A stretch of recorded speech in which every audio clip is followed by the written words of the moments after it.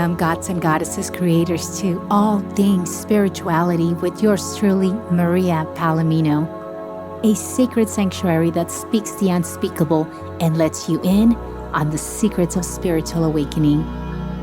Introducing self-discovery, soul awakening tools that helps you remember your soul's true purpose to start manifesting a conscious reality. Every soul is unique, meaning no spiritual path is the same. Feel every conversation and let your mind, body, and soul guide you to what is unique to only you. It is the soul's resonance of remembrance. Now, take a deep breath, drop into your heart, and let us begin, beautiful souls creators.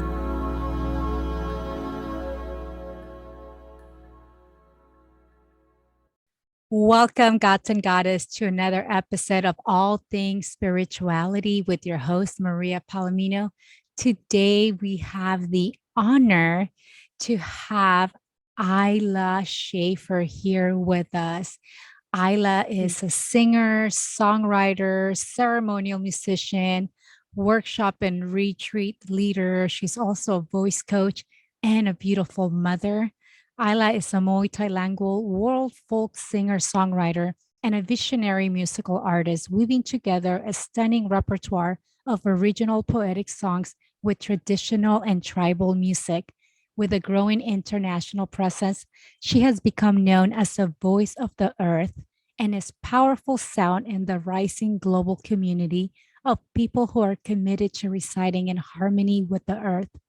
Ayla's music has taken her around the world with her live performances that provide a sacred, intimate, heart-opening space for all who are present.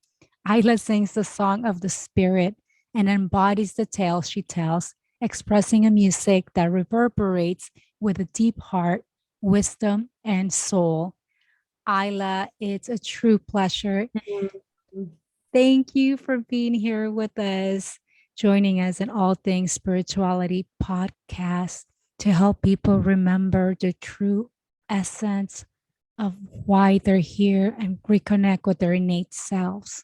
Thank you so much for having me. Thank you. And we always like starting the podcast with a little tune in to drop into our hearts, to put aside the ego. So everything that we are creating for our listeners and for ourselves is for the highest good of all. Would you like to lead the tune? Thank you. Yeah, so welcome all of you who are listening or watching. And I'd like to invite you, if you feel comfortable to do so, to close your eyes and draw your presence inwards. Draw your listening and your awareness inwards into the darkness, into the warmth inside your body. Just making sure you're comfortable and in your physical home, in your body. Feeling your feet, maybe your feet are on the floor, or the contact of your legs, of your buttocks, maybe your back on the chair.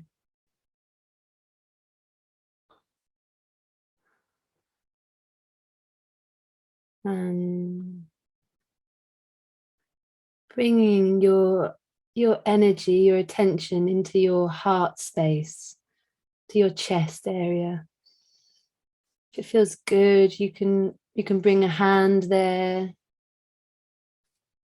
You may want to just gently rub your chest, tap your chest a little bit, just encourage that awareness, that awakening of your heart.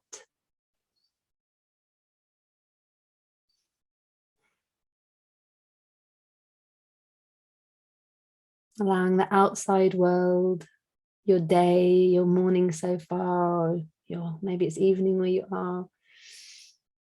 Allow that to just be as it is. And as you come inwards, also allowing it to be as it is inside of yourself. However you're feeling, if you're feeling stressed or bored, or you've had a difficult day, or you've had an amazing day, and just allowing and welcoming yourself, really welcoming yourself consciously, welcoming your breath.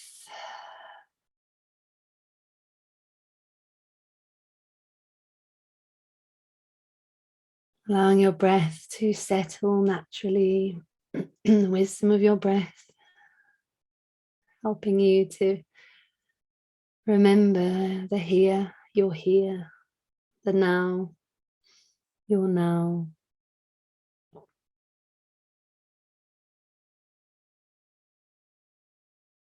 And then just dropping your awareness down from your heart, through your solar plexus, into your belly, into your hara, into your womb,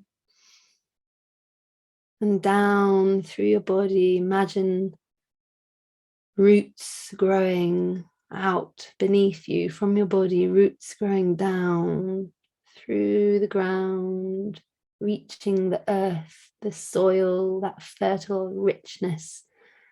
Your roots traveling down through the soil, through the sand, through the rocks, through the sedimentary layers, through the underground water caverns and caves, and down, down, down into the deep darkness of the earth, reaching that amazing liquid golden lava, heart, blood, fire of the earth.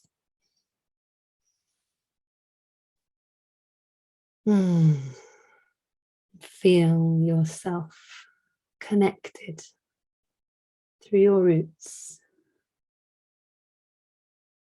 to our mother, to life, grounded.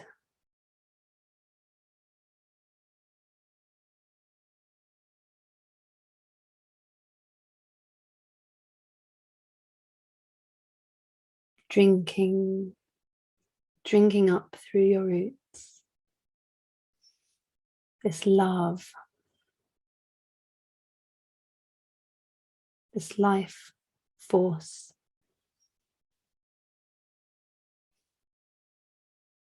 And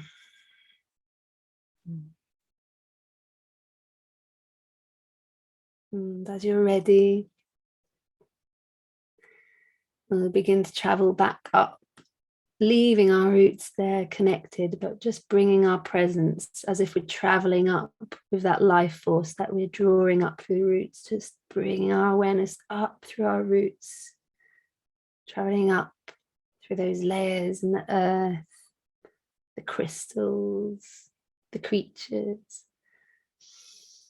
drawing up with our breath, breathing into our body as we come back to the top of the earth, the top soil, and come back in through our roots into our lower body, filling our wombs, our bellies, our haras, drinking up and filling our hearts with this connection, this holding.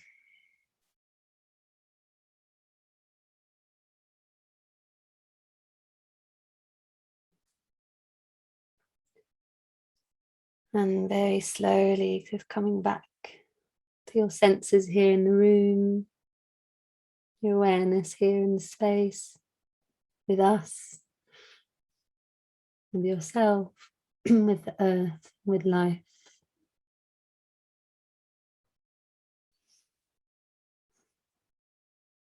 And as you're ready, you can very slowly open your eyes, very slowly, just allowing the room back in, the light back in, and coming back to us, this shared moment. So beautiful, Ayla. And I love it because you took us so deep into the earth, remembering us of all the caves and the crevices and the darkness, and then going in into the mental and the liquid, rooting us so deep. Thank you for that. Mm, Right. mhm. Oh, I feel so good now. Ah. So I would like to start conversing, and I want to read an excerpt you you actually wrote, that I found about you, and I want to share a little bit about you. That you said, I wrote this song. We're talking about Gypsy Soul. I wrote this Mhm, song down by the river when I first arrived in Pisac, Peru, those many years ago. I arrived with not a single penny, having followed the wild call of my heart to leave Mexico and go in search for healing the silent storms within me. As I slept under the trees and the open skies at the bottom of the sacred mountains, with an opening of such trust in my being, a timeless memory stirred and began to awaken. In that moment of remembering the ancient gypsy nature of our spirits, wandering free from the life to life, this song was born. mhm. Wow. Unbelievable.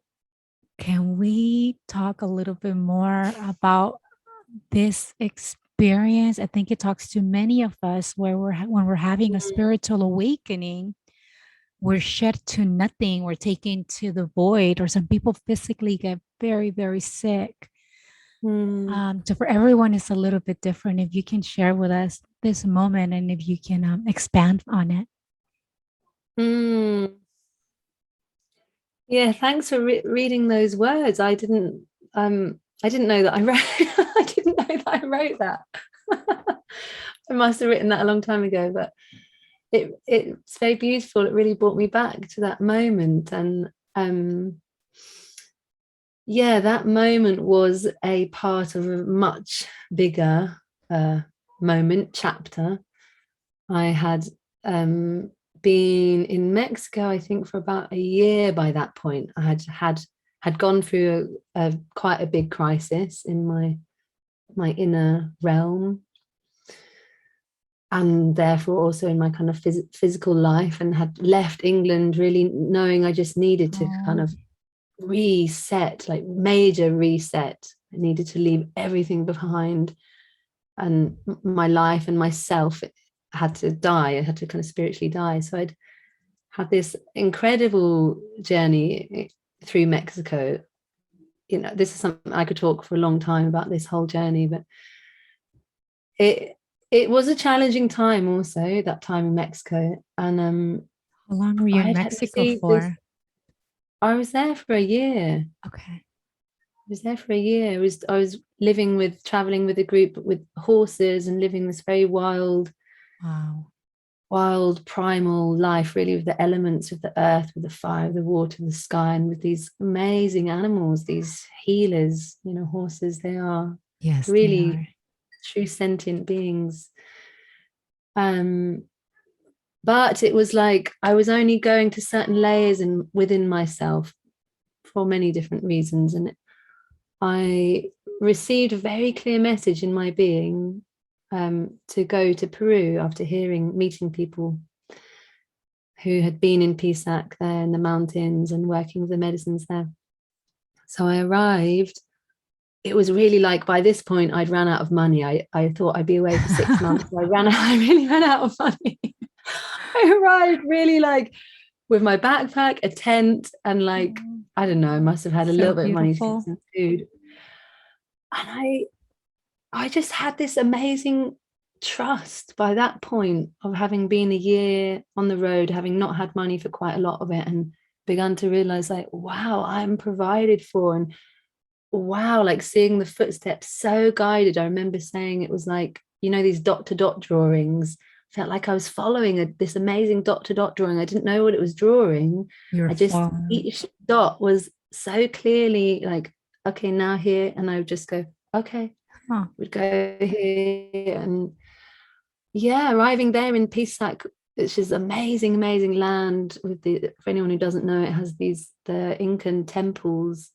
Like, Yeah. it's a very steep valley with full of terraces and amazing temples and beautiful river there. And someone had told me, go to this spot by the river, and I just had this time, this timeless, spaceless, no other human beings, and just felt I was at home. I was at home. I say something in that song like, my roof is the open skies, my bed is within these roots, I have Yes. no Yeah. home, my home is in the land I roam.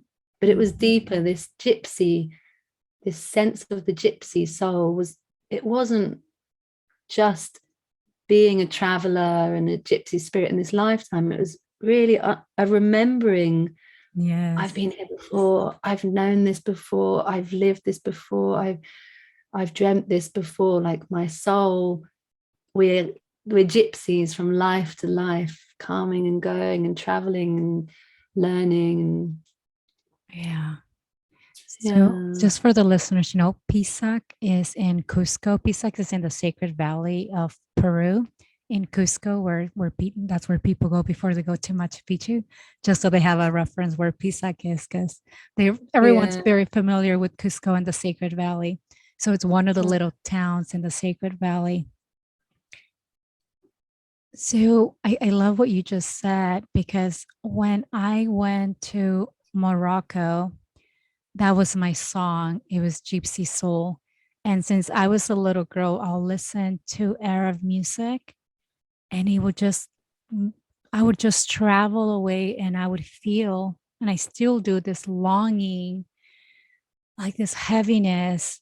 And I can just tell, like, I've been there before, just, listening to that type of music. And it was interesting because when I got to Morocco, that's the only song I listened to, because it's like my soul was Mm, remembering that I've been there before in many lifetimes ago. And for mm. you, I'm Peruvian, that's funny. And, I had to go to Morocco to get that feeling. And you're from England and you had to go to Peru to get that feeling. Wow, So that interesting. is interesting. Yeah. Yeah. Mm, So I thought that was incredible. So thank you for the song, because it really carried me through, and it always just brings mm, me back and helps me remember, because in past lives, we're nomads, right? We went from land to land, mm, before agriculture came to be. We just mhm, kept moving.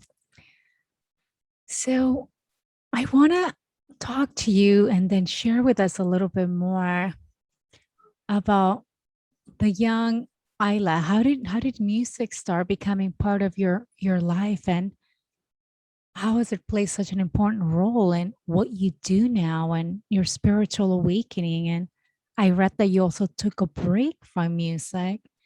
And I can't imagine that, because you mm, have so much to offer. And I'm guessing that's part of your spiritual awakening. If you can share that with us. mm. Um, yeah. So to start with the young Isla, um, music was, it was always in my home and was always part of my life. My mother was really nourished our creativity, but it was around I think 15 or 16 when my mum gave me my guitar that I started to really have this deeper, more personal relationship with music. And really it was like I was really struggling with the challenge of, we all know how it is to be a young person, especially in this time, without our mentors Yes. and without our guidance and that kind of container of something that really makes sense. It was, I just remember being very, very confused. All these questions: who am I? What the hell is this world about? What is life about? Alongside with the fact that I came from a very emotionally unstable home environment. So my also the place that was um the nest, the place that provides safety for us, it didn't feel very safe for me. So Oh, I found in music, it was like the thing that I would go to, and I just would feel safe, and everything would make sense, and I would really find answers from Yeah. within my being, because I didn't have the tools at that age Yeah. to find them in other ways. And without knowing what I was doing, I didn't understand it at all. I never even, I didn't feel I needed to understand it, but I just would go to a place, and maybe I would cry when I was there because I'd be Mm. able to release something, or I would just feel held. I would feel calm. I would feel safe. It would give me strength and Yeah. solidity and inspiration. It was really like my angel friend that I could go to. And sure, now in my understanding, I see that music is calling on support. So yeah, maybe I really was able to connect with something that was greater than the force of only the music itself. But it wasn't really the point. It didn't really matter. It was my medicine, and yeah, it really connected me to the light. Yeah. Without me, I wouldn't have been able to say that at the time. I didn't understand it in any of those ways. It was very, very, very simple. Yeah. And just leading on to the next question you said about uh, Taking the having a pause. break. So Yes. from that, I think I've had a few breaks in my life, and I'm sure I'll have more. These natural deaths that are The a cycles and phases of necessity, life. like the moon. It's like these cycles that give birth to that renewal. The first one was, I think I was about 20, 21, and had already in those early years, I'd started playing publicly in different open mic nights and pubs and bars and things like that, because that's actually all I really knew of where music goes out into the world, and festivals. And it was really, really heartbreaking for me to share my absolute heart and soul, because that's all I've ever been able to do. That's what it is. Singing for me is like the most naked, You vulnerable, knew this raw was your truth. art and your career. You knew. Yeah, but I didn't know more than I knew in that time. So I was just doing all I thought I was able to do, and singing to people who were not, some people maybe were listening, but mostly people are drinking and talking. And it was like, like breaking, would be heartbreaking. Was it music and lyrics or you were writing at the time as well, I'm guessing, because you're a natural writer. Yeah, I Was was it writing very early. was it Different though. music of the yeah, I was gonna of the earth and medicine, or what kind of No, lyrics were they? no. I was never a person to sing about like my love stories. I always found that a bit kind of like, that's not, I mean, I did a few and it was really genuine, but I always was drawn to sing about something that was deeper. I was singing about my feelings, my very human journey of questioning things, and a lot about I had a lot of sorrow and pain, and a lot of struggle inside of me. And I found was finding ways to process it with this singing. So I was singing about that stuff. Beautiful. And yeah, many things happened. There was many things that happened. It's quite complex at that time, but I went into a real death time. This period where I was literally, if you'd said like, Ayla, what do you want to eat? I'd go, I don't know. Like, what's your favorite color? I don't know. Like, what's your name? I don't know. I think it's Ayla, but I didn't know anything. I didn't know who I Wow. was. I didn't know where I was going. It was like, and that was when I left, Yeah. to go to Mexico. So it was really this crash of the ocean. I got really pummeled, and I kind of like came up for oxygen and was like, I had to do a really radical step.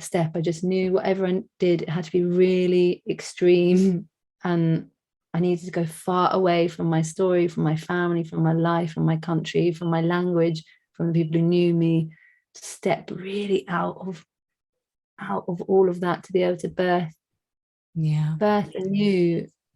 And that step was totally pivotal for my life.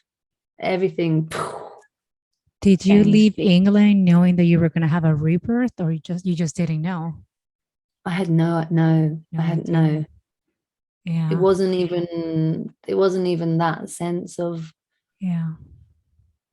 I didn't have a spiritual sense really in that way, or experience with that kind of thing. All I knew is I needed to go.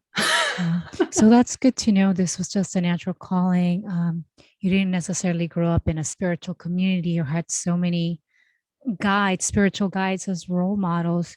You just follow your heart and your soul calling, and you had your music as medicine that you can rely on and help you feel better. And then you went to Mexico just following your soul and, hoping for the best. But it's so Yeah. beautiful that you share this because it's a good thing when we go through that chaos, when we completely don't know what's happening, when we're completely confused.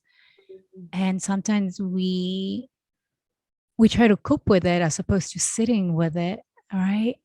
Because that is where the fruit is. That is where the gifts are coming in. That is where the diamonds, the pressure, the alchemy starts building up, is in that Mhm. chaos and that monotonous, and everything seems disorganized. But in reality, you're rebirthing, and you just have to sit with it, and Mhm. look at you now.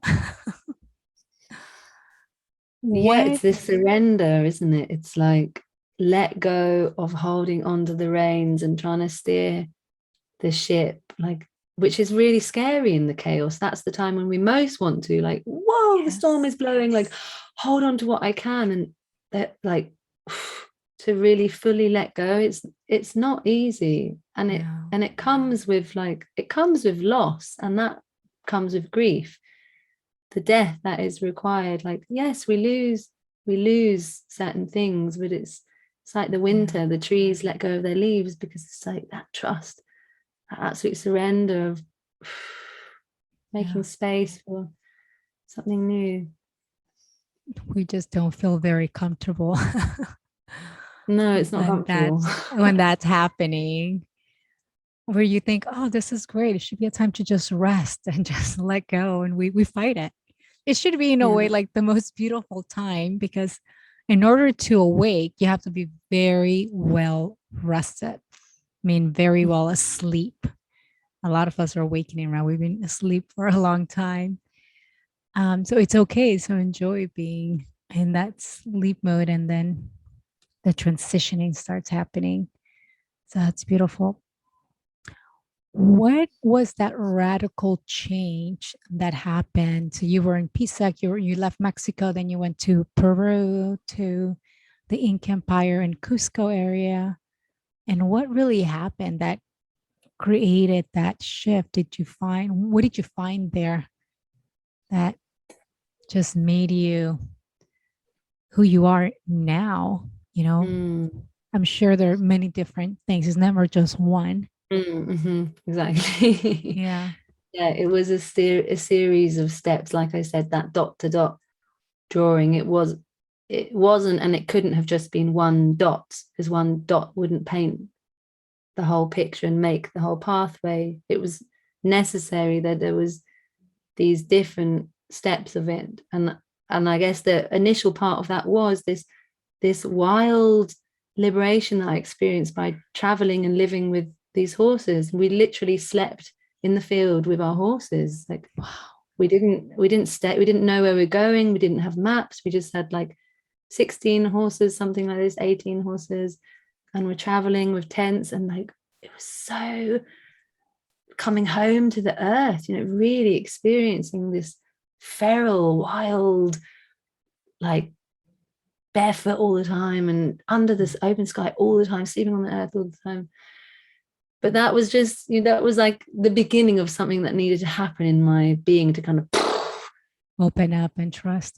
But then in Mexico, along that way, I came across, without looking for that or without having any idea it existed, I came across many of the ceremonies that are happening there. There's a fusion there of traditional ceremonies from North America. Actually, they've really integrated that into their country there. The Vision Quest and the Sun Dance, and they have their own Temazcal and Yes. the Sweat Nahuatl lodges. Aztec sweat lodges and the beautiful dances they do, the Aztec dances. So along my way, I would slowly kind of go to one of these things and go to another thing, and I didn't really understand it at first. And at this point, I really wasn't singing either. And they would be singing with the drum or the rattle or singing as they danced, and amazing songs that something just was feeding. It was like feeding into me. I was learning and learning without knowing I was even learning. And that I can, if I see now, it was ripening. It was like gently opening my flower until the moment that I went to my first peyote ceremony, the medicine from Mexico, from the desert. Yes. Which How was was that? like the veil, just like zoom. It was simple and very powerful. It gave me very clear directions. From there, I went and did my first vision quest, which was 4 days fasting, no food, no water, no movement, no speaking on the mountain. Wow. From there, I went to the desert in Mexico for, I don't know, a week or something, just out walking in the desert with my friend Lena, eating peyote, and really having incredibly profound, there's no words Well, for that you did a experience. fast before, so that right there prepares you to bring in also as much higher frequency as you can, because you're cleaning your body. And then And you, the mind, yeah, it's yeah, really mind, body, and soul cleansing completely. the mind, the quiet, the calm, this, yeah, And bypassing the mind. wow. And then from there is when I went to Peru, and then that began my journey working with the ayahuasca, with the medicine from South America, and all of these steps and all of these different medicines, not just the plant medicine, the medicine of ceremony, of ritual, of using song as prayer, as working with offerings and working with plants, meditation. I also went to my first meditation school and yoga, and all of these were all little pieces coming together. And yeah, it was very, very, it's like the most fertile soil, lots of water, lots of sunshine, was to really grow a flower, to grow my flower. For me, it was what I needed. That's incredible. How is peyote different from ayahuasca? I've never tried peyote. I'm just wondering, because that's more Um, northern Mexico, Native American from the yeah, US. yeah. Yeah. It's very, very, very different. And obviously, I don't know what someone else's experience is like. My I can only speak from my experience, but what they do say is ayahuasca is the grandmother, is this feminine spirit, and the peyote is the grandfather, is a grandfather energy. So it's very different. They teach in different ways. Ayahuasca for me is like really this arms of the great mother, the darkness, the womb, the under earth, in like really going under the ocean. It's very, for me, it's very kind of, I feel a lot, I grieve a lot, I go into the earth very deeply. It's, yeah, kind of this movement. I love it because it's true. You feel the expansion and that contraction. So they tell you if it gets really heavy, don't forget it's gonna calm down. Just breathe. To breathe. Just breathe. Yeah. Peyote has got this more like Oh, sword, earth, direct. sky, Yeah. tree, connection, sunshine. It's kind of like got this directness to this eyes wide open. It's kind of very, yeah, there's a masculine energy, upright. You kind of, it's not so much that you would feel you want to lie down and melt into it's Yeah. the songs also, they speak a lot, the traditional songs well, there's different traditions, but of North America, like it's just pure drum and rattle, and the rhythm just goes do do do do do do do do do do do do do, working with the fire and the energy of the sunshine. It's the day. Yeah, the It's the sun. daytime. Yeah. And it's so important because first you got the masculine energy and then you got the feminine energy to bring in the divine union. So it sounds amazing. Everyone always gets and they experience plant medicine, if they're even called to do it and they receive it how they're supposed to receive it. Everything's just perfect. I mean, yeah, it definitely is a calling. I'm so glad to hear that you found so many teachers along the way, shaman guides, all the ceremonies, just rooting yourself to nature. Mm. Um, so the song that really brought you and became more of an international medicine, musical shaman, I would say, was Vuela con el Viento. And how did that song come about? It has over 15 million views on YouTube. And for me, that's the Oh, song that, I didn't even know got that. me close to you. And I would just go back when I was going through my dark night of the soul. I don't know why they call it a dark night because it was literally over a year. I would go Mhm. back to that song. And they did play it during ceremony as well when I did my ayahuasca retreat. And it's one of those songs that for many people, it has carried, it helps us, it carries us, it reminds us of mother, reminds us of Gaia, it just brings back that spirit of mother. How did that song come about? It's such a beautiful channel. Mm. And the actual moment that it came through was it's like really not an interesting story to tell, which for me is interesting that it wasn't I wasn't like on a mountaintop in the wind or something. I was just in my home. I was about to go to sleep.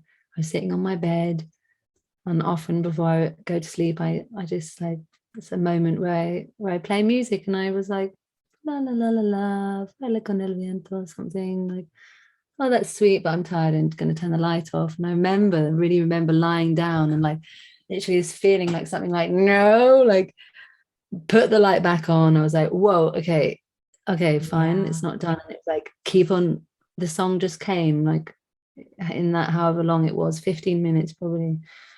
But obviously before, the songs, I feel like there is a moment they are received, but it's a bit like how people talk about babies and spirits before pregnancy. Like some women will say, oh, I really felt this spirit around me for Yeah. however long. Sometimes it's quite long. I hear people say, yeah, there was a few years, this being, and I felt they were here waiting to come in.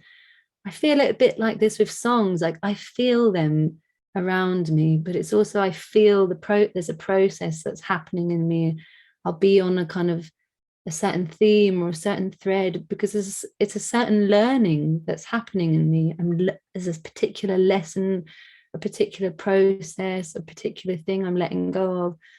So that time with that song, I was in a dark time. I was in a time of really a lot of, just very deeply in myself. I was doing a lot of ceremonies, a lot of work. I was really going in and Yeah. that's how a song like that can be born. Really, it makes sense to me because I was calling for that support that song calls for. I was calling for the presence of those great birds of the sky and the medicine of the stars and of Yeah. the earth, and asking like, help me to be with what I carry in my being. And through really going there and connecting to that prayer for transformation and healing for myself, came that gratitude, which is also very strongly in this song, this kind of sense of being lifted up on the wings of life that comes when we really connect to gratitude for everything, not just gratitude for the beauty and the wonder, but like wow, gratitude that I can feel so much pain because it's opening my heart, and gratitude for my Oh, courage to go there. beautiful. And it's helping me to just see how alive I am, and for these lessons and for this journey and this opportunity to be a human and walk this road of life with all that it brings, you know. So beautiful what you just said. Gratitude to just feel all this pain and all this sorrow because that's coming up. Um, and many of us are still trying to get there and embrace our pain as opposed to running from it. That's Yeah. gorgeous. Mm. How do you feel that your song, especially Vola con el Viento, and many of your songs that came after that as well, are being played in sacred rituals, circle gatherings, plant medicine ceremonies? How does that make you feel, like knowing like it's one of the two go-to songs when the directions are being called to create sacred space? It's it's a mixture. There's one part of me that I can't ever grasp it fully, you know. It's like it's beyond me, really. It's difficult to fully comprehend, and at the same point there's like deeply in my heart I feel it and I understand it, and it's so touching. It's the prayer of my heart also, that to be a part of this awakening for all beings, for humanity, and for this our journey with the earth, that we can live in good relationship with all of creation. I pray every single day for this. So to know that I am doing what my soul calls me to do, to be part of this and bringing that medicine of song and music, especially to help people to feel, because this has been such my journey with music, and I'm just very passionate about welcoming and embracing all of our feelings and all the darkness and all the pain and all the sorrow, because I felt and I still feel so much pain and so much sorrow. It's very familiar for me, grief. It's where I go and where I get the medicine from to be able to offer these songs, actually.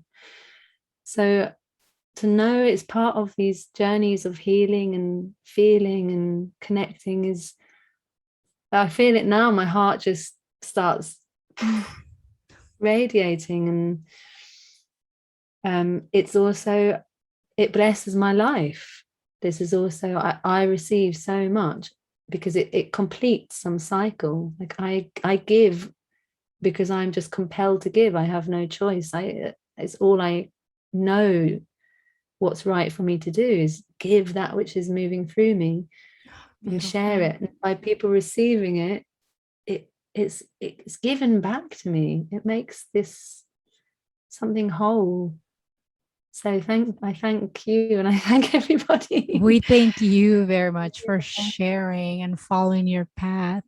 So you're able to channel this beautiful music that allows us to open our hearts in that moment of awakening of the dark night of the soul that is very painful, and allows us to surrender. And that's what your music does. And the surrendering part is the hardest part of accepting. And the music, your voice, the melody, it just, it just melts us away. It just helps us melt and allow for the grief and that sorrow to just flow through and take its course. So music is medicine, especially when it's channeled, from someone like you that clearly is a clean vessel of that's coming in from the stars, from Mother Gaia, and offering this beautiful melody and music. What would you say about for everyone else that we're listening to the music? It's medicine. What can we take it a step farther and singing? Do you feel like it's a necessary for us to also sing, to even take it a step farther and be able to connect more, or take our evolution to a farther step, or is it not necessary? Where do you see music and Mm, singing as part of our evolution for awakening? mm. So this is a good question. Um, I I would resist to say that singing is necessary, because we each have such unique individual pathways. I know for me, absolutely, it's been necessary, no Yeah. question about it. But someone else's destiny might be it's necessary for them to go into absolute silence for their whole lifetime and be a Buddha in a cave, and that's their spiritual awakening, and that's perfect for them.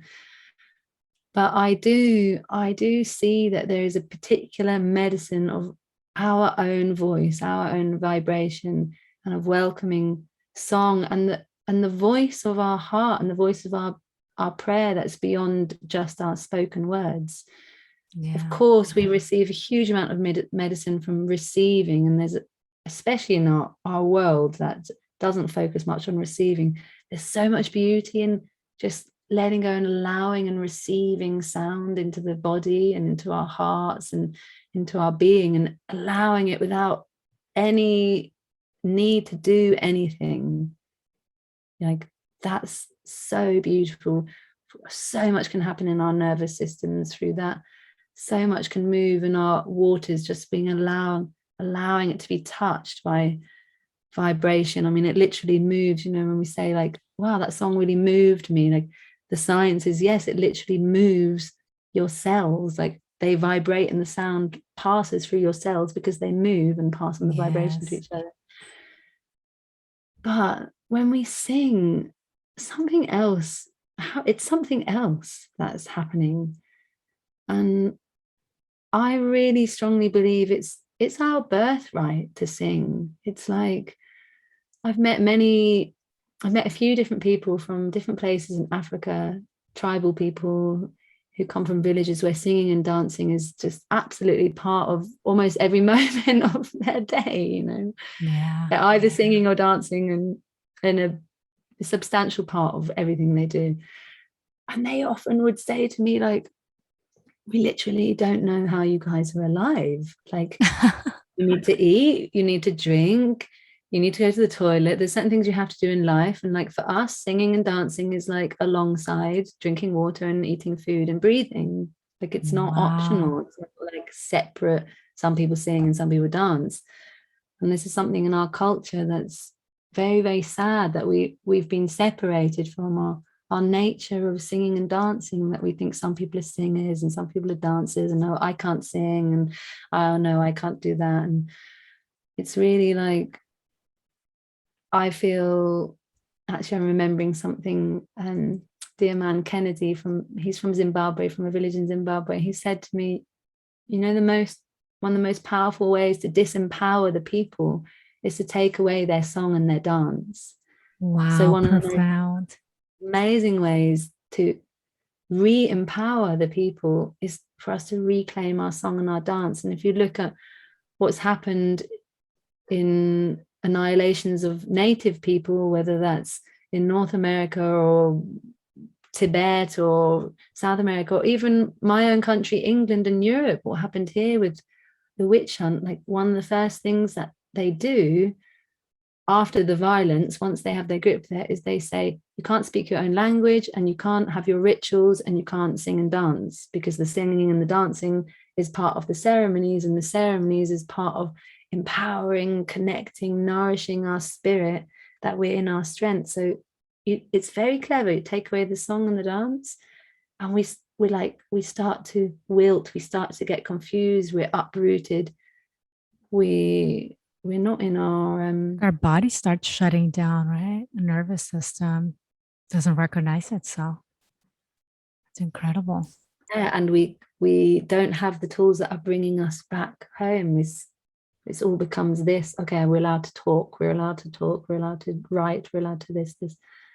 So Yeah. I do believe that the medicine of our own voices and songs, there's so many layers to it, on this sense of re-empowering ourselves, recreating our culture, our magic, rebuilding our ceremonies, our way of culturally communicating with the source bigger than us and integrating that into our individual lives and into our society, that we can listen again, that we can be connected to the earth. Yeah. Like, the song is a key. Look at native peoples, they all sing. Yes. I don't know, maybe there is some people who don't, but I so far I've never met any native cultures that singing and Every dancing is not culture. a Yeah, you're right. core part of their Yeah. way. In their own And unique way. then the medicine of the song, take away all of that just personally with ourselves. Why is it that there is such a fear and such a hesitancy and such big stories around singing? Like, it's really scary for people who don't sing. It's, you ask them to sing, and for some people it's like they'd rather die than sing. And you go, well, why? What is that? Like, what is that connection that goes so deep into the raw, naked truth of our being, that it's scary to go there, or it's scary to be heard by someone else or by ourselves? So therefore, there's the key. It's the key to this pathway, really profoundly into ourselves, to be embodied in our body. You can't really sing without being in your body, because the sound comes from your body. You have to breathe deeply, you have to vibrate, you have to open your jaw, you have to relax to allow it Yes. to come through. So that so much can happen. Our To nervous system activate just, your own instrument, which we are. I mean, we are yeah. that beautiful instrument. And I feel like many people are so scared to sing because it's part of speaking up and embodying yourself, of really turning on your own instrument. And many of us, whether men or women, we've been killed for speaking our truth or for singing our songs, because this is how we empower ourselves, and this is how we Mm-hmm. manifest. And our soul remembers all our different lifetimes, and it's that those memories that our Mm-hmm. souls brings, and that's why everyone has different emotions around um, different situations that happen. And I think because of that, it's even more of a challenge to sing, right? I mean, Mm-hmm. there's no, I hear right now there's so many voice activation classes that are popping up everywhere. I feel like everyone is learning about voice activation. And I want to read an excerpt from your website that I loved.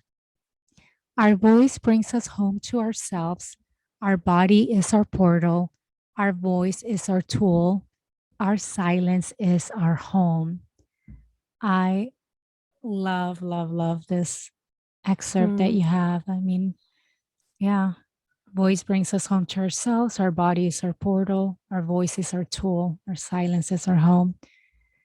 It's so true, and it just brings us home. How everything has its place.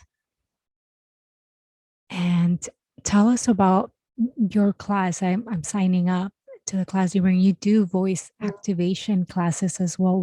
What happens? If you can just give us like a run us through the brief agenda, so people know also what is it that you offer. You're a beautiful singer. People can download and find your music, but you become a shaman. You share your experiences, and you're helping people find their true voice to turn on their instrument. Can you tell us a little bit more about that program that you offer? Mm. Yeah, so it's called The Song of the Soul, and it's definitely not like singing lesson type work. Sometimes people go, oh, well, really, can you kind of teach me how to sing? And like, I don't do any of that thing, because my journey with my voice was never this. I had one singing lesson in my life, and I was like, that's not working for me. My Wow. singing lessons has been like going into my being, into my heart, allowing my mind and finding ways that my mind can just quieten, or even better, just get completely out of the way, stepping out of my own way, that I can be this vessel. I can be what they speak about, being this hollow flute. And instead of singing, it's more a process of like, how do I let go and allow myself to be sung, whether that's by my own heart or my own soul, or whether that's the sky or the wind or the earth or that plant. Like, how can we allow ourselves to really be this pure vessel for the songs of creation to come through us? Yeah. And so what I share in these journeys is a lot of finding ways of coming into ourselves, of quieting down, of feeling connected, of connecting to our prayer. Like, really, what is that inner voice? Something's just popped up on my screen now. And the song of the soul I see is, it's not just our song and our melodies. It can be our authentic sound in that moment. So sometimes I know, even for myself, sometimes I'm not, my song of my soul isn't a beautiful song. Like, it might just be kind of like like a massive groan or a kind of shriek to the sky, or maybe it's absolute silence and I don't feel like making a single sound, but like connecting to what is really my true song of my soul right now. And if it's just total silence, that's so beautiful, because silence and sound are one. Yes. They're like, it's like day and night. They're just the other side of each other. They give birth to one another. The silence is what gives birth to the sound, and therefore the sound has this amazing way of bringing us back. That's why I say our silence is our home.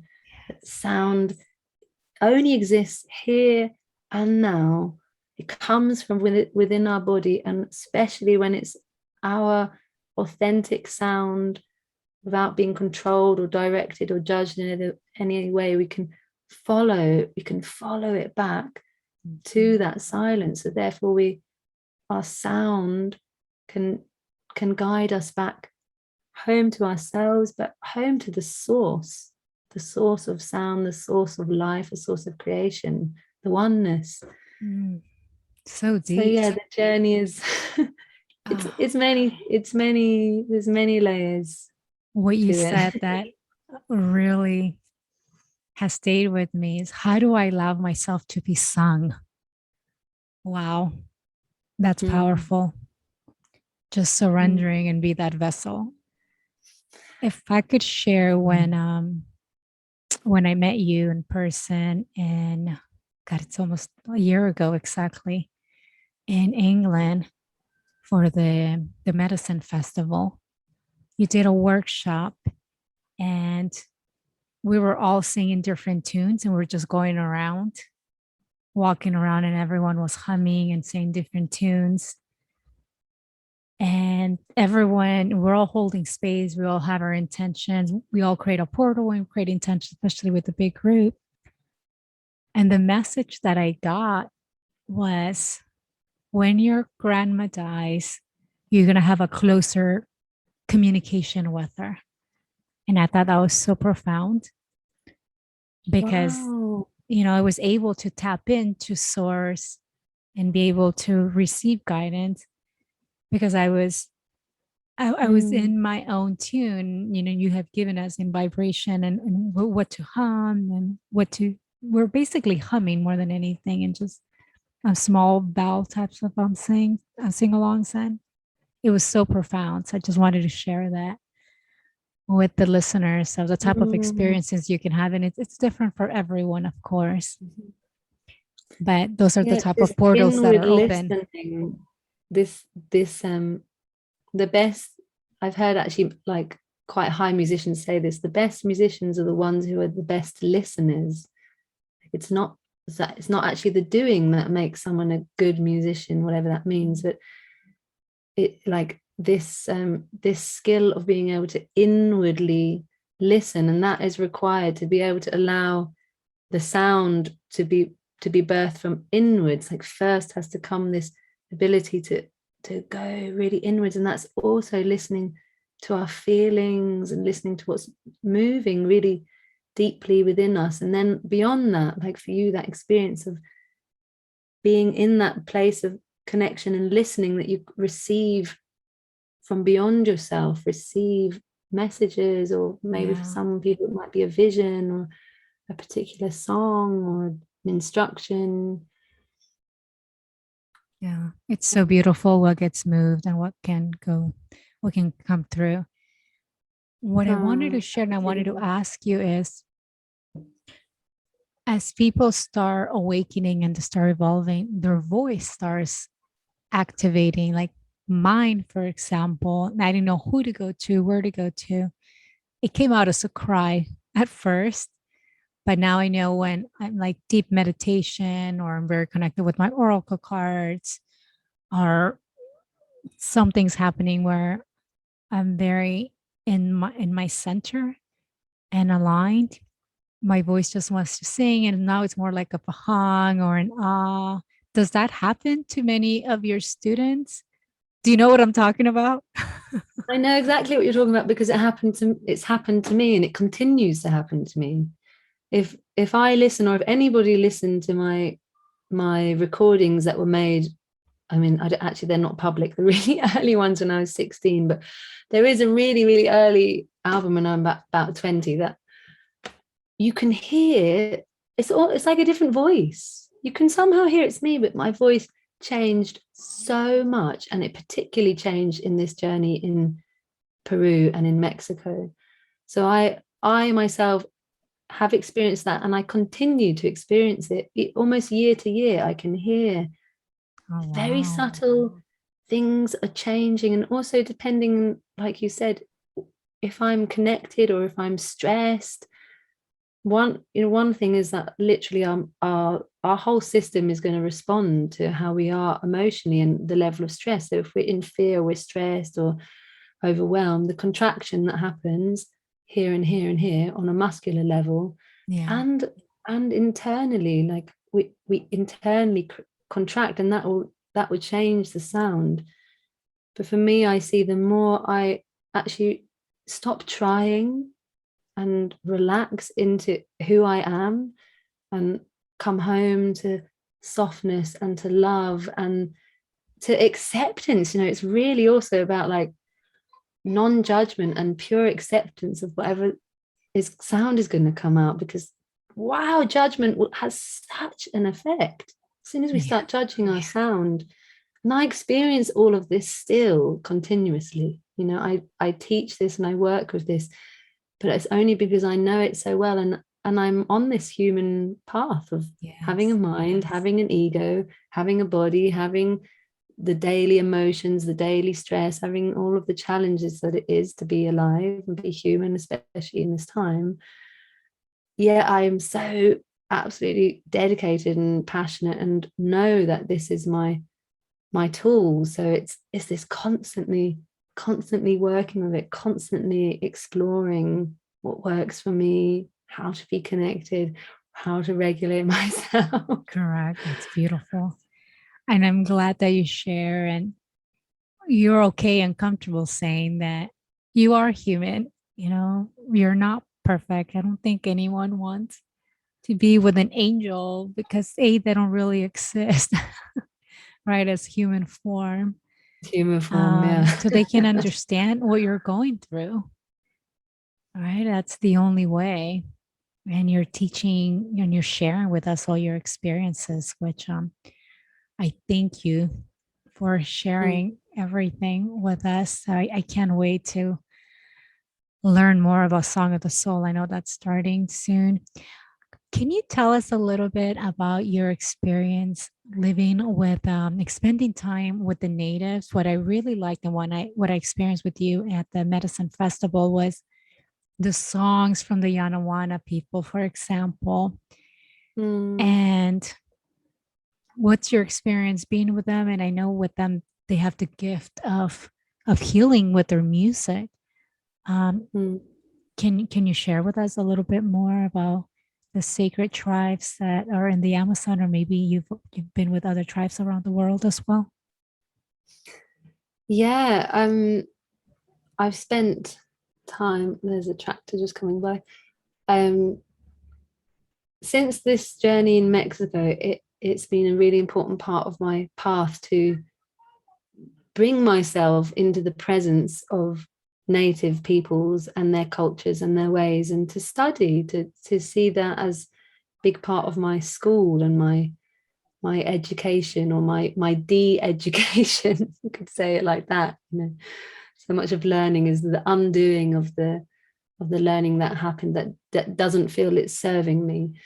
Yeah. And the hour now are a very, very big part of my life, and that, for me, my connection with them is really their songs and the force of their songs.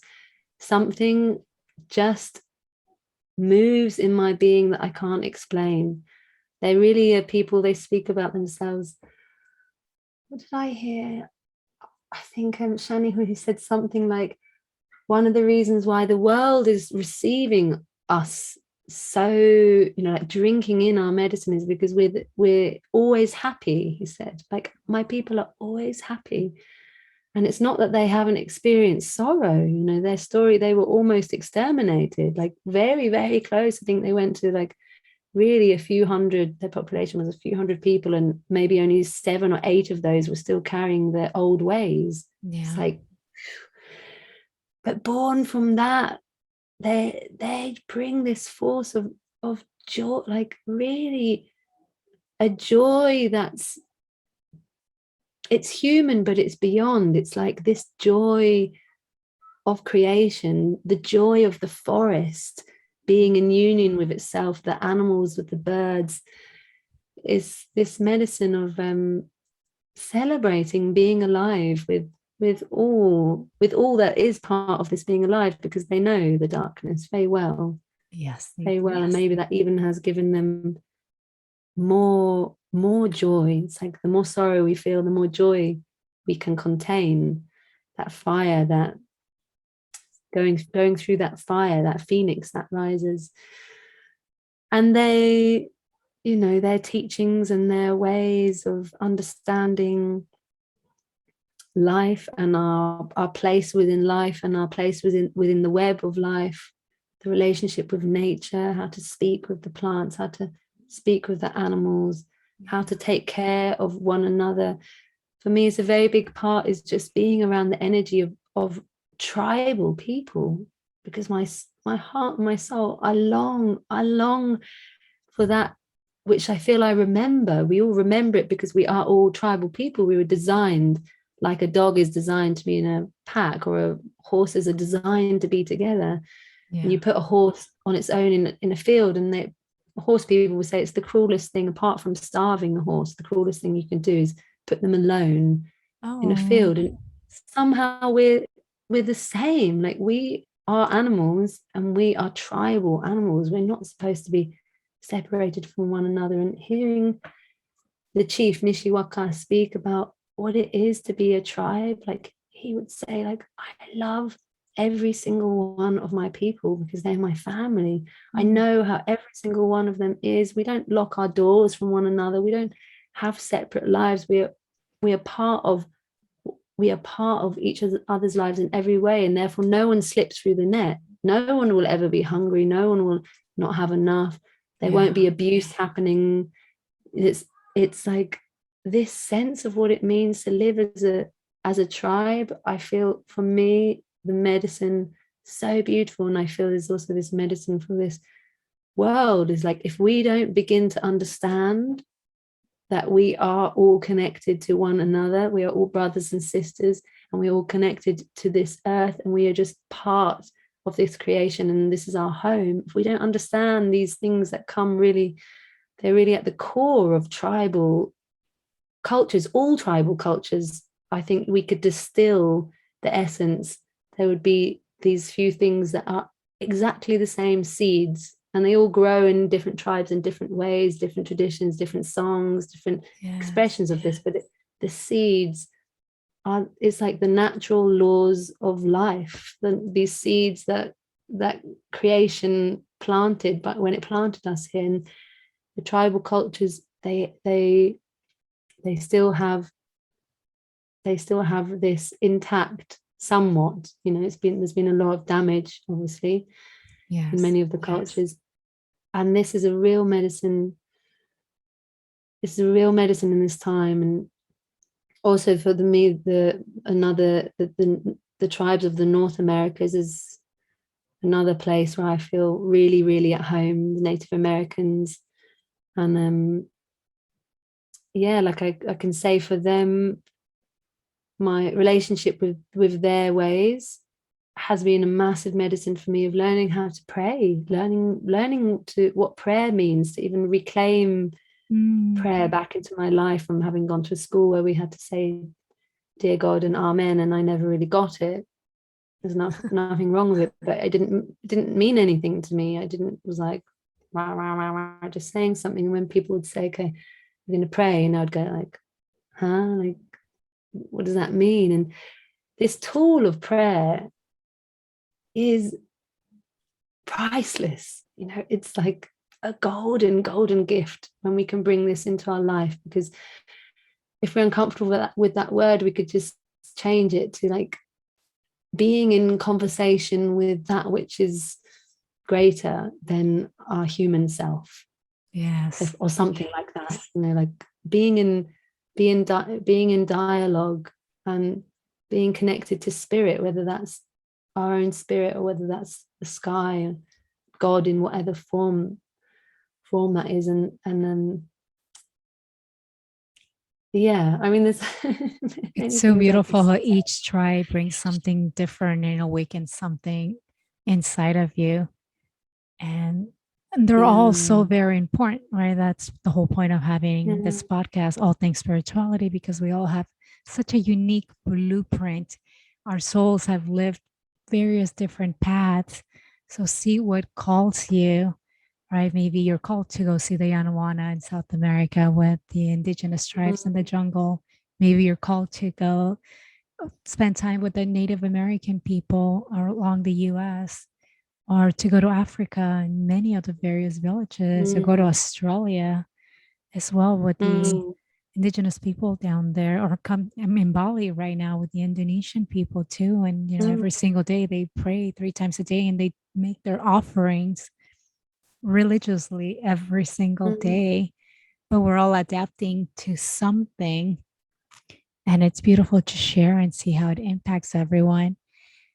How would you, for example, for me, Yogananda has been a very vital role and guru on my spiritual awakening. And with him and his teachings, first he said, meditate. So, kind of basically saying, calm down, bring yourself to center, and then pray. That's the way that he formatted it. For him, that was his guidance. And I always tell people to listen to your heart, whatever calls you. Every guide, every guru gives you guidance, but ultimately, you're the one that knows. I'm just wondering how the Native Americans prayed, if they went straight to praying, or what did they do before to prepare themselves before they pray, because it sounded like praying is what you love the most about spending time with them, or something that has taught you a new tool. But what I see with the Native American cultures that I have been in contact with is that praying has actually many expressions, and it's not only speaking in words out loud or internally with the creator. So, for example, being on the vision quest, you're actually in absolute silence. They take your word from you when you leave the sweat lodge and you go up the mountain for 4 days. You go into the void. So you don't drink water, you don't eat food, you don't move, you ideally don't sleep. But you're praying. And there will be, I'm sure for everybody, there's moments of speaking. There's moments of speaking inside. But it's to acknowledge that prayer can just be a state of being in ourselves, or prayer can be the sweat and the challenge that's happening when you're squeezed inside there in the sweat lodge with the stones, listening to stones. Prayer is the songs that we sing. I mean, the Native Americans, they work a lot also with the cedar and with the plants, tobacco, they with the pipe, with the chanupa. Yeah. And I'm actually just thinking of my spiritual uncle Ryan, who is from North America and has worked. He's actually, his bloodline is not native, but he's been adopted by the native people. And he's a Buddhist monk also. He works with their ceremonies, and he's also a Buddhist monk. And he was part of an experiment where they were looking at the brain activity, you know, how they do this, whatever they were scanning his brain. Yeah. And looking at the brain activity, they were exploring the difference between prayer and meditation. And they saw that the brain state goes, it's the same, I don't know the exact words for all this, like the same neural activity when he was praying and when he was meditating. It was exactly the same space. And I think Osho also, he speaks about this. He says something about like the deepest prayer is a meditation and the most profound meditation is a prayer, or something like this. Yeah. They start interweaving and coming in one. My grandma, for example, she doesn't meditate. I mean, we grew up Catholic, but she's a devotional prayer. So I know when I ask her to pray, it's going to the cosmos, because she can go in deep and really pray. She just has that devotion. I think that's when it starts crossing, like devotional prayer. So you go into this meditative state. So you're in it. And then, because I grew up praying, and that's what I did growing up. And then I went through my pendulum swing, becoming rebellious against the church, not feeling comfortable with the word praying. I was okay with the word praying, but I didn't feel comfortable with the word church or having a religion and so forth, till I found the Self-Realization Fellowship with Yogananda. And it's the church of all churches. And I just embraced it, because it's all about having that experience that moves you. And you're okay with the words afterwards. It's you that's having the problem with the meaning at the end of the day. And it's just changing that perspective and adding a whole new experience. But everyone's going through their own journey, and it's okay. But what you said, I would love to find that study, actually, because it makes sense to me completely.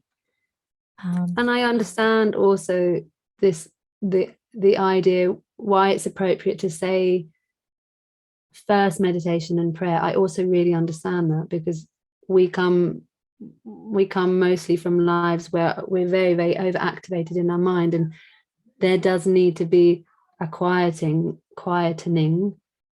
that happens actually before we enter meditation or prayer. So it's like, maybe meditation isn't quite the right word, and it's like, before we can meditate, that quietening has to happen. Before we can pray, the mind has to calm start down. Listening to your music at first, put on some Ayla Schafer. Start sitting down, create your altar, sacred space, river, you know. Like for me, that the way that I either can write songs or go into prayer is like really being in nature. It already does that for me. Go and sit outside, go for a walk in the forest. Like there's many ways of praying. There's many ways of meditating also, to quieten down, connect. It comes down to embodying. After you embody it, everything is a prayer. Everything becomes a meditation, which brings me to the question I had for you. What's your daily sadhana routine that allows you to connect with spirit as a medicine woman? Where do you go to keep grounded, and to keep Ayla Schafer who she is right now, this beautiful woman, medicine woman, shaman, and singer, songwriter, and beautiful mom. You're so many different things. What's your secret? My non-secret secrets. Um, well, it's interesting. Since being a mum, the answer is probably quite well. It's not. It's different in many ways. It's the same, but the reality of being a mother is I don't have the time and space to do as much of my go-to tools that I would have done before, which would have been really creating that space. Going and being in nature is a massive, massive one. For me, it's like I can't exist. I would wither and die without. I need to feel the earth. I need to have that contact. I need to see the sky and see the green. That nourishes me and brings me instantly into kind of remembering what this life is really about and feeling that devotion in my heart to the earth and to life. But yeah, with my child, sorry, you can hear him a little bit in the background. That's Yay. with the child, I've really had to learn also to learn to find those same resources and connection in the present moment, just with whatever it is that's going on. And it feels like really, it's like it feels like next level kind of spiritual high school. Like it's like going up to kind of, because I go, oh God, I just need to go and meditate. I just need quiet. I'm like, oh no, I can meditate with this little tractor that I have to go like this with for half an hour. Like, I can find the divine in like the porridge thrown all over the floor or something. But aside from that, there are tools that I have to go to. Music for me, to sit and sing with my guitar or with my drum, especially to be outside, to sit in front of my altar is very simple, just being there, realigning my thoughts, my heartbeat, my focus, bringing myself back to the sense of the sacred. So that also is like, yeah, making offerings. This is another thing. It's so beautiful. I've never been to Bali, but I'm so inspired to hear that, this understanding that's like this reciprocity of life. We're receiving, and this understanding that many cultures have of giving back, whether it's giving some tobacco to the earth or some seeds or flowers in the water or our song in the moment or a piece of hair, like whatever it is we're able to give in that moment, making offerings and speaking with the earth, with life, with the sky, praying, remembering to pray, going out and looking at the stars in the nighttime. I had this moment the other day where I don't do it enough, look at the stars. I had this moment the other day of like the stars speaking to me, like if humanity just every day came and looked at the stars for 10 minutes, I saw it like the earth would be a completely other place, because they speak to us and they remind us of our place in this big world. Yes. Two things. In Bali, just to let you know, they always make this little square basket offerings, and they put different color flowers for each different direction, representing something different as well. So it's not just the offerings, but they also bring in the guides and all the directions. And talking about the stars speaking to us, I was in Sharm el Sheikh, which is the desert part and the Red Sea. Like you're gonna go hike up Mount Sinai, where Moses received it, 14 commandments. So it's this beautiful desert where the Bedouin, it's the desert people of Egypt and Jerusalem, Jordan, all the area. They call them the Bedouin people. And there is a trip that we did, and where you can actually see the stars. And first off, that area, it's so clear and you can see so many stars where you can go and see them through a telescope. And I've had so many profound experiences. I did it twice, because once I saw it was during in December, which was it Jupiter and Saturn conjunction that we had. And as soon as we saw it, it was so impactful. And then I saw Sirius, and wow, literally, when I saw Sirius through the telescope, it Mm. activated me. I was receiving an activation. I can just feel it. It was this like a blue diamond that was spinning so incredibly fast. And then Mm. Saturn like brings you back to the ancestors. Obviously the Saturn return that's reflecting on you, how much have you evolved in the past 7 years. Another activation. And the second time I went with my mom, even before we went to the telescope, all of a sudden I was guided to see in a certain direction. And I had to really look. And I'm like, oh, I can see some like little stars. I'm like, can we look with the telescope there? And he's like, oh, yeah, those are the Pleiadians. I'm like, of course it is, because I've been working with them so much and all this activation. So I'm glad you're also bringing up all our star family, because I Mm. feel like the more we ground to earth, and I love how everything that you just said is just being out in nature and connecting with Mother Earth, the trees, the plants, the vegetation, and giving it offerings. And the Mm. more that you connect with the earth, the more you start naturally connecting with the stars, because all the ancient villages and all the ancient traditions, they were all guided by the stars. There are a lot Mm. of their gods are different star constellations as well. Mm. And Incredible. it's like I just saw this the tree of life also as you spoke of that, which is again how many cultures work with the tree of life at the center of their way. The North America, it's very strong then. It's like honoring that we are part of this tree of life, and the tree of the life has its roots that go down, down deep into the Yes. earth, that real earth connection.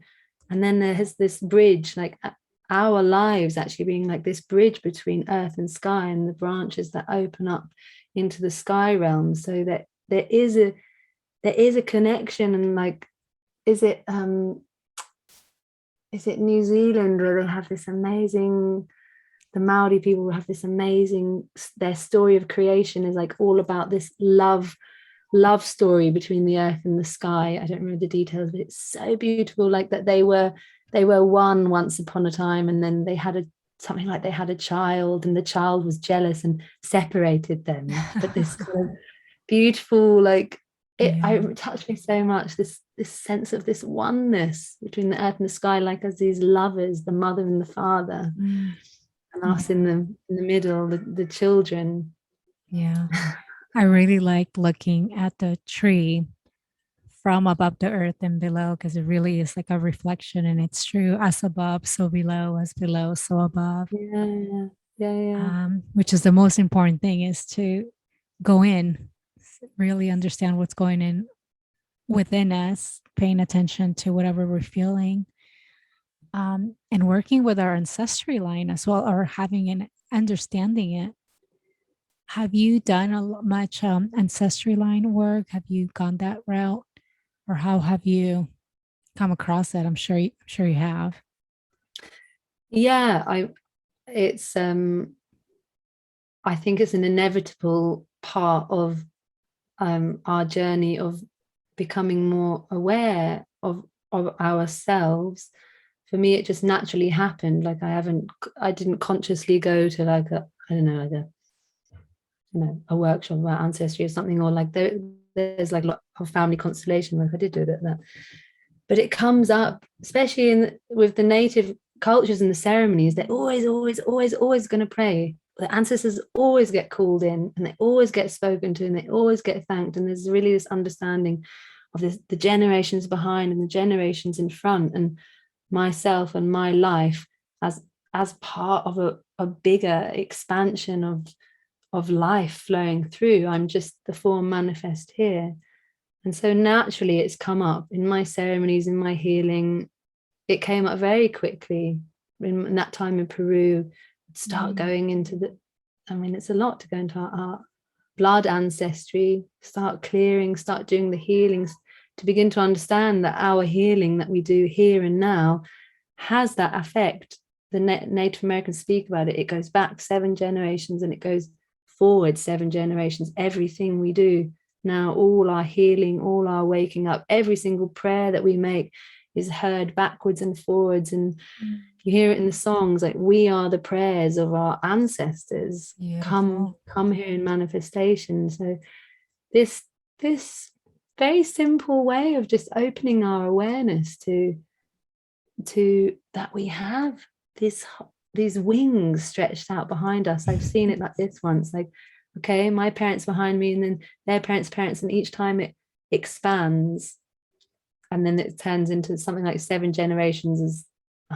Someone figured it out once, however many 100 people it is, they're like wings spreading out behind us. And if we actually can allow that power and that strength of, like, wow, that force that it took for all those beings to survive everything that they endured, all the beauty, all the pain, all the hunger, life has been tough, and we are here thanks to them. It's, speaking of the ancestors, it's just such a beautiful, for me, a lot of songs came in this time when I began to much more consciously speak with them and open my awareness to them and spend time just feeling and asking for their guidance and their support. There was a big wave. My last album, actually, there was a big wave of songs that came really from this very simple connecting with your ancestry line, because your and wounds are their wounds, like the spirit ancestors also. Okay. I understand, like, I have my blood ancestry, but I kind of have spiritual ancestry also, which is how I can feel connected to other cultures that as far as I'm aware, my bloodline, maybe it does go back there if I go back far enough, but like you said, our wounds is their wounds. We carry it gets passed on. That which is not healed gets passed on to us. And that's just in this lifetime. And I like how you brought up your spirit ancestry as well, because are you referring to other lifetimes with that, when you say spirit ancestry? Or I think so. In some ways, I don't mentally know exactly what that means. I just sense that there's ancestors that is not necessarily my blood ancestry, your guides, and they're not just my guides, but like they are relations. Like, I think it is past lives. Like with the Native Americans, I get this sense. It's so familiar. As a child, I would only ever paint teepees and buffaloes, and I was just obsessed with Native Americans as a child. And then I see my life now, like it being such a big part of my life, and I go, okay, I can make up stories to it, but it's more this sense. It's so beautiful. Yeah. And with me, when I first got to Bali 3 months ago, there were days that my heart ached so much, because I wanted to be in Glastonbury, but since I had been in Egypt, there was no way I was going to get in. Everything obviously had a purpose for me to be there, but I'm so connected to the land of Avalon and Glastonbury and all my Celtic spirit from other lifetimes. It's a yearning. It's such a deep yearning just to be there. And that's what I love, how like the people that you start connecting with and you bring, because it's all interlaced and interwoven, or all playing a sacred part. We've covered so much and I love it. Thank you so much. Would we have the pleasure to hear you sing, especially for people who had never heard you before, so they can see why it is that you are this healing, powerful medicine woman through your voice and the melody that you bring for us and your writing? You're a full artist. Yes. Thank you. Yeah, I realized, because we were speaking about Gypsy Soul at the beginning, I was like, I think that would be the song. Gypsy Soul. Oh, beautiful. To sing. Thank you. What an honor. Thank you, Ayla. I haven't played it in a long time actually, so just check that I remember the chords. I'm going to just turn this thing on. That makes it sound. It's on. Yeah. Does that sound okay? And my child there singing along.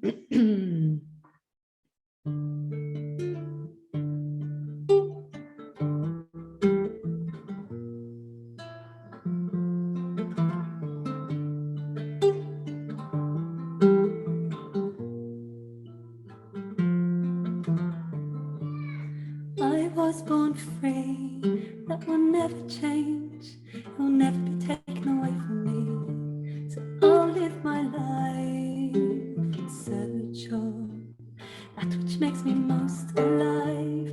My roof is the open skies, my bed is within these roots. I have no home, my home is in the land I roam.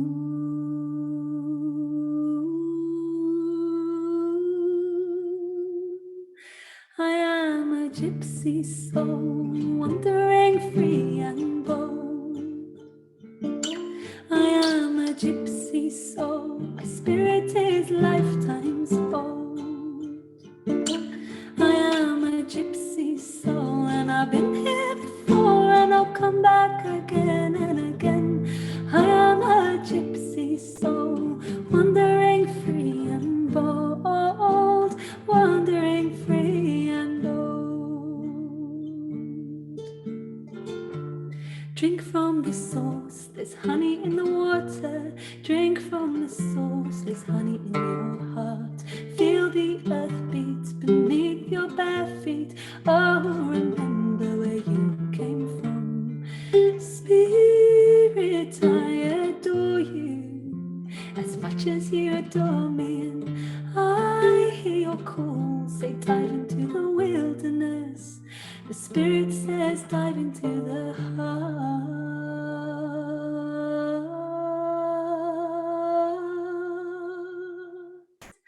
I am a gypsy soul, wandering free and bold.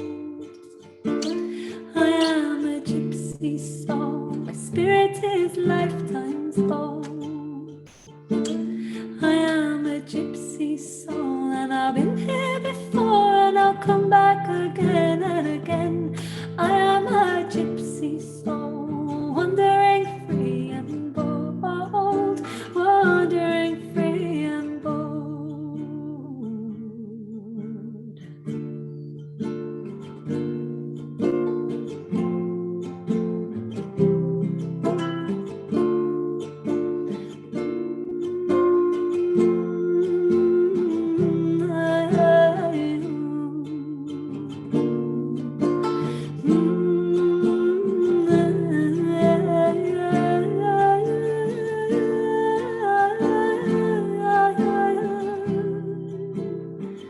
From all I've learned the most is just remember you are perfectly free. From all I've learned the most is just remember you are perfectly free.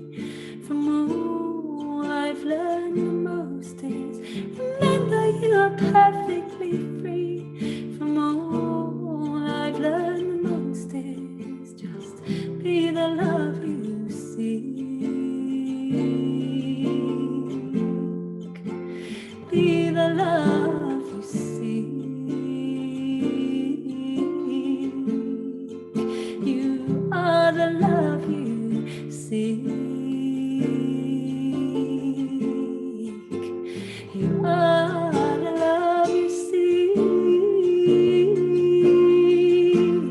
And remember you're perfectly free.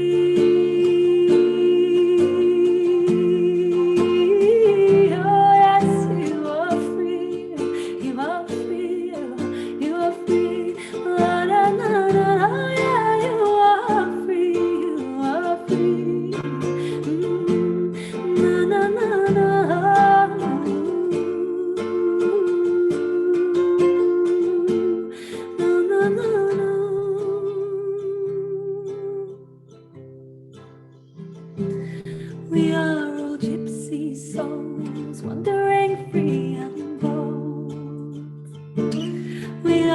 gypsy souls, our spirits are lifetimes old. We are all gypsy souls, and we've been here before, and we'll come back again and again and again. We are all gypsy souls, wandering free and bold, wandering free and bold, wandering free and bold.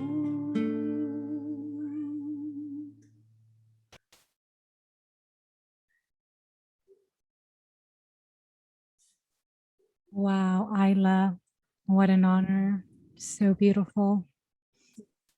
Thank you.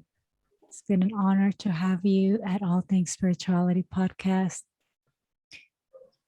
Blessings to you, to your family. We're going to put down your information, your social media, your website for people to find your music and all the different workshops and retreats that you offer online and in person.